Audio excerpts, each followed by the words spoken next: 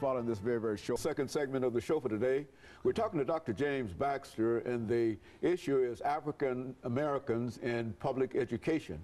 And of course, Dr. Baxter, I think in your overview, yes, during that first segment, you sort of laid out the situation that at least one African American faced, sure, in public education, and how you have been able to overcome. Right. But in many instances, a large number of Africans have not been able to overcome, as the two of us have, for example. Yes. And so what we'd like to do is to start at the period immediately after slavery and talk about some of the education options that Africans had at that particular time. Well, very good. In doing so, Dr. Haney, the year January the 1st, 1862, is very important in these United States of America, and especially for people of color.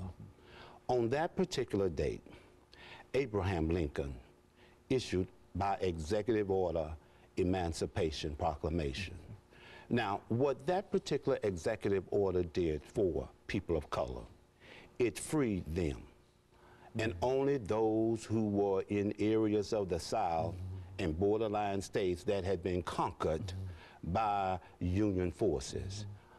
Now, after January 1st, 1862, at the end of the war, the country is faced with a dilemma in that the war was fought, for the most part, in the southern region of the United States of America. We know that the economy of the South was based on agriculture. We also know that cotton had been king. We also know that Eli Whitney revolutionized the cotton industry with his invention of the cotton gin. It made for cotton to be what? Mass produced. Now, when we think in terms of growing and harvesting cotton, you needed a suitable a labor force. Amen. So true. Slavery was on its deathbed.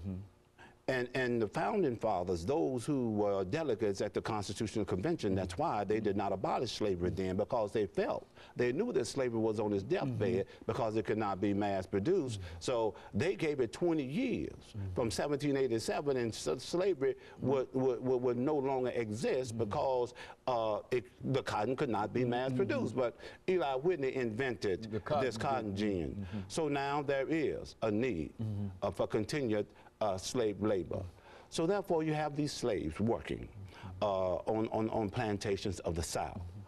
They were forbidden to know how to read and write. It was against the order of the day for anyone to teach slaves to read and write. Slave masters used the Bible to justify that institution of slavery. Well, after January 1 comes an Emancipation Proclamation. Then, of course, the Civil War comes to an end. The dilemma of the South is such as this. You have now emancipated 3.5 million slaves. All they've ever known has been this particular institution, formerly known as slavery. Now, what do we do? The federal government is posed with this problem. What do we now do with 3.5 million plus freedmen? Okay. Where will they go? Where will they live? Well, when we look at them, some of them left the plantation for the most part.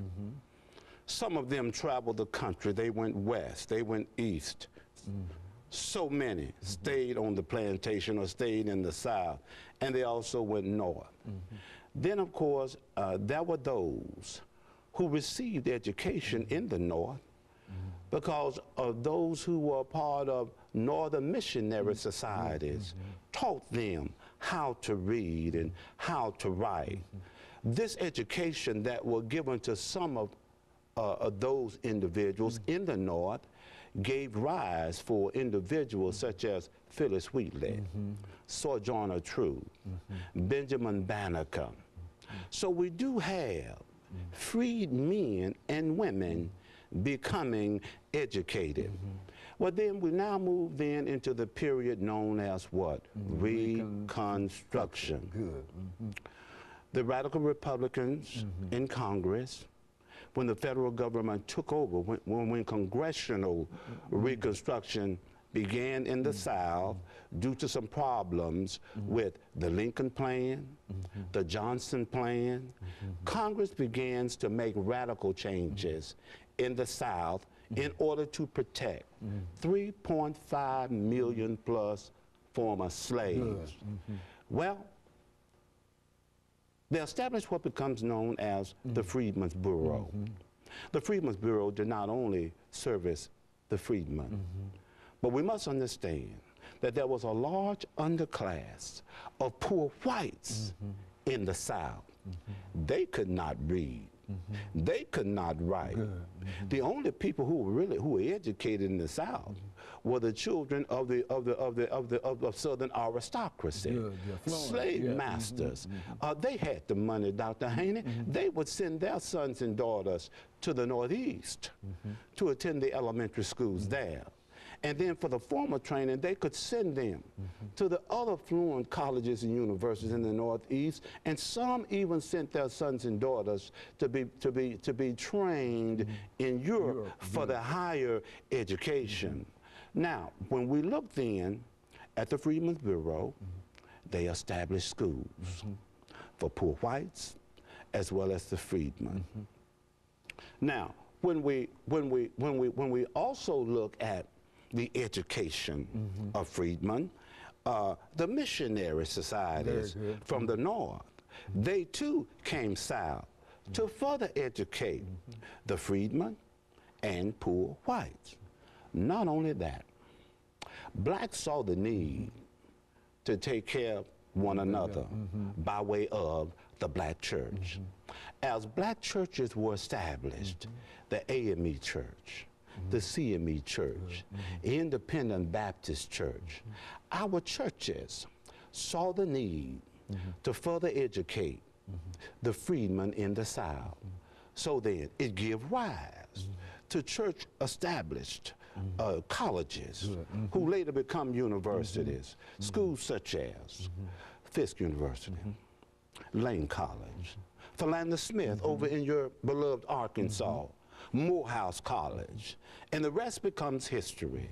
And then, of course, as we move forward, comes the other historically black colleges and universities. And of course, we'll stop right there for this commercial break, Dr. Baxter, but that's essentially what we want to have. It's such a poetic description in terms of what actually happened during this period. And we'll pick up at that point following this very, very short commercial break.